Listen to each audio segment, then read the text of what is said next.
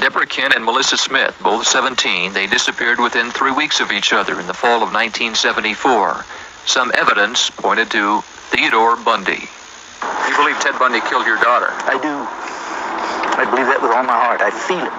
And I really think he's a psychopath, and I think that he will murder another girl, and I think the death penalty is a deterrent, and I'm very pleased that the jury had enough guts to recommend it.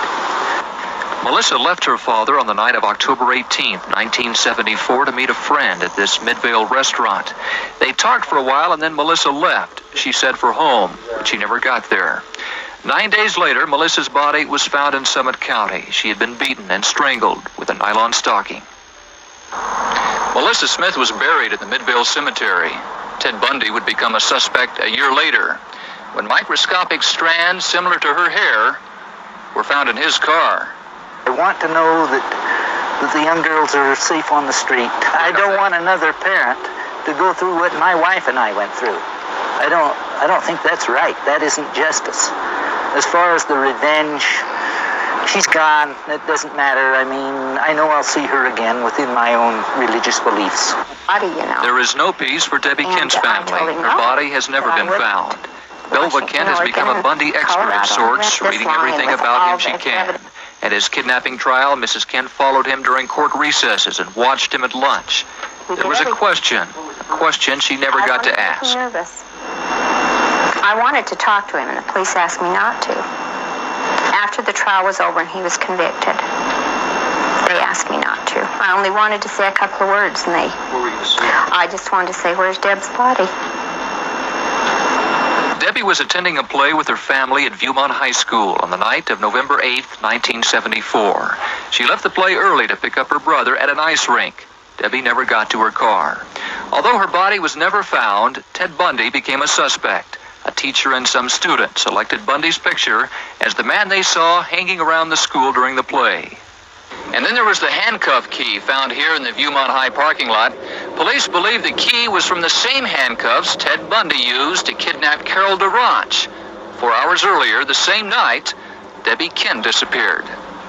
If he's brutally murdering all these people, why should he go on living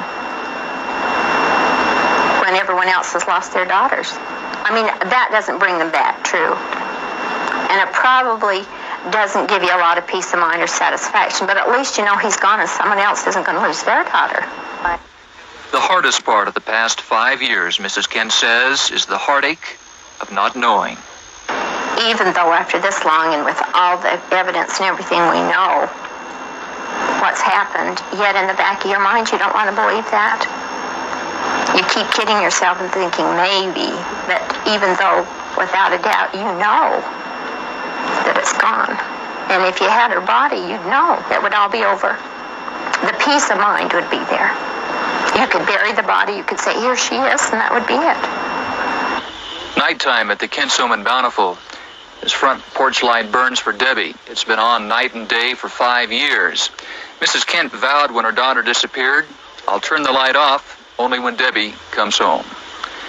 Michael Ross, Newswatch 2. In La Conner, where they now operate a bed and breakfast, Vivian and Dale Rancourt don't mince words when they talk about what they would like to see happen to the killer of their adored daughter Susan, another admitted victim of Ted Bundy. I want to see him. I'd love to see him suffer is what I'd really like to see. I think that if you make someone else suffer really bad,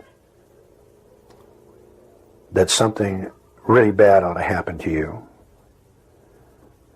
I believe that. I think that's the way it ought to be. The Rancourts feel Bundy's death is necessary for justice and to enable the families of his victims to carry on with their lives. There are those that really need that to finalize it and clean it up and put it away as best they can. And without that, they can't.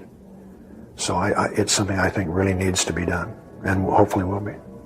It'll be a relief, I think. And then that should close the book completely. Bob Branham, Cairo News.